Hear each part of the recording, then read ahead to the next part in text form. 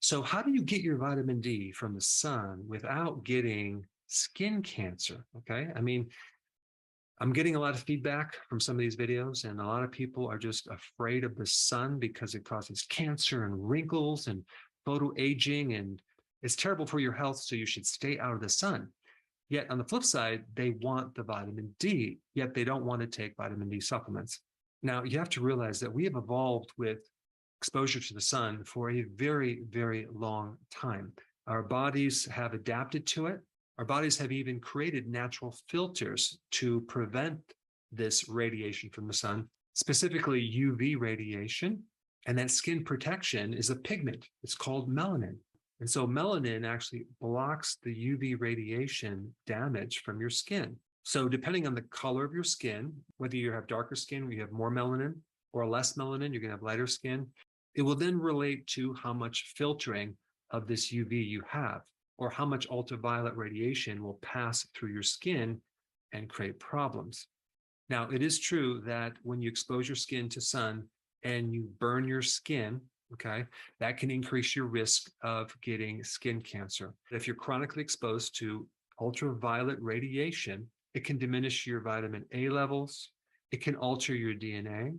It can create a lot of free radical damage. But what's interesting is if you get sun without sunburn, you can decrease your risk of getting cancer. So normally what happens is you have this ultraviolet radiation.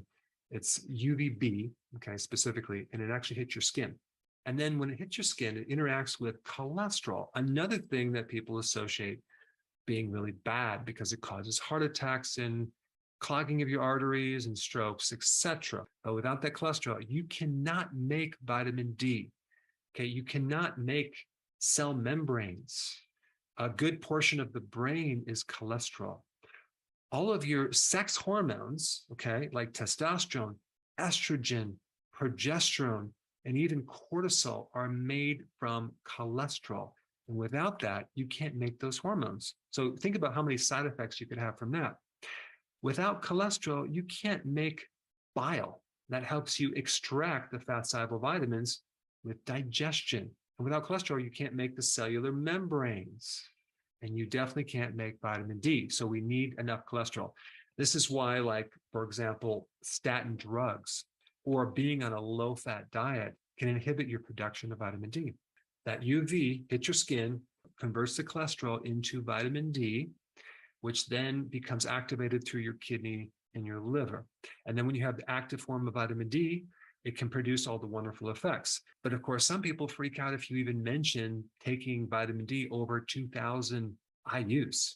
I mean, that's probably because the RDAs are roughly like 600 IUs, which are completely a joke because those RDAs or vitamin D requirements were created long ago when we didn't have all the new information about what vitamin D does to our immune system. It's basically the bare bones amount of vitamin D you would need to prevent osteoporosis, but they didn't take in consideration, for example, obesity, metabolic syndrome, your age, et cetera, et cetera. And just as a side note, vitamin D toxicity is extremely rare. You would have to take hundreds of thousands of international units of vitamin D over months to create a vitamin D toxicity. And the real big side effect is kidney stones. But if you drink 2.5 liters of fluid a day, that's going to protect you against kidney stones. 19,000 different genes in your body require vitamin D. Vitamin D is necessary for your immune system to prevent autoimmune disease, depression, viral infections, especially the cytokine storm.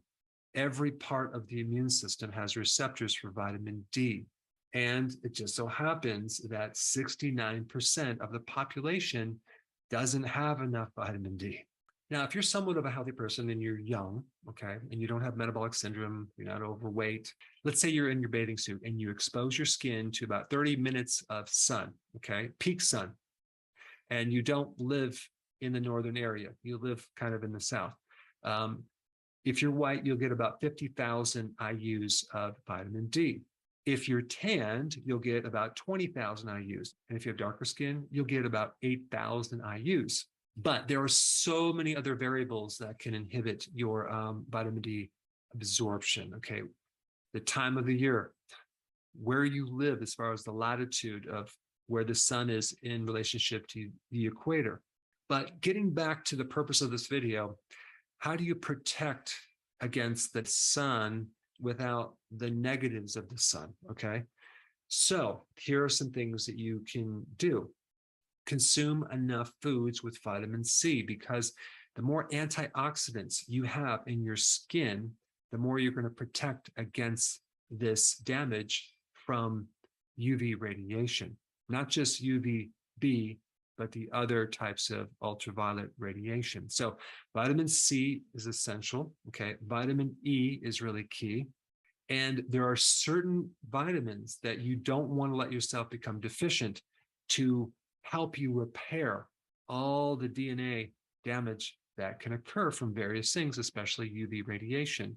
In fact, if you're deficient in the following micronutrients, that alone can leave you very vulnerable to getting DNA damage, not only from the UV radiation, but from other things as well. So folate, okay, folate, very, very important. You get that from things like leafy greens. The next nutrient would be niacin. Okay, you can get that from pretty much any food. It's in beef, it's in animal protein, it's in vegetables, it's in nuts, it's in a lot of different places. Magnesium, okay, very, very important for protection and repair against DNA damage. You get magnesium from leafy greens. It's in the chlorophyll.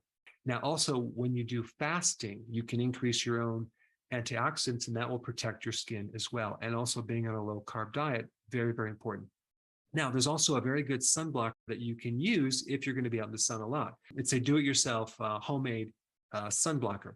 You use coconut oil, 1/4 of a cup, okay, olive oil, 1/4 of a cup, sesame seed oil, 1/4 of a cup, and zinc oxide, the non-nano version, 2 tablespoons. And by the way, sesame seed oil alone can block UV radiation by 30%. Coconut oil and olive oil can block it by 20%. And so you make this combination with everything, you mix it up, and you apply that to your skin. It's so much better than the commercial versions because of all the additional chemicals they use. Now, one last really important point, okay? UV radiation is countered by infrared radiation, okay? And they both come from the same thing, the sun. And so when you're getting the sun, you're also getting infrared, but you're probably going to get a better ratio of more infrared versus UV if you get sun exposure earlier in the day and later in the day versus the peak, like noon, where the sun is at its peak and you're going to get the most UV radiation. But a sunrise and a sunset, you're getting infrared. It's going right through your clothing. It goes deep and it penetrates in your body, and it makes melatonin, which is different than your melatonin in your pineal gland. It's subcellular, okay? It's in other places, and it's stimulated by infrared, which is quite fascinating because you also make melatonin with darkness, okay? So by being exposed to the sun, you can make this melatonin, which is the most powerful antioxidant that can protect you against this harmful UV. So even though your risk for skin cancer goes up by 2x by getting sunburn, if you get your sun exposure without the burn, you decrease the risk of getting skin cancer. And the next most important video you should watch would be the one on that very topic, melatonin. Check it out.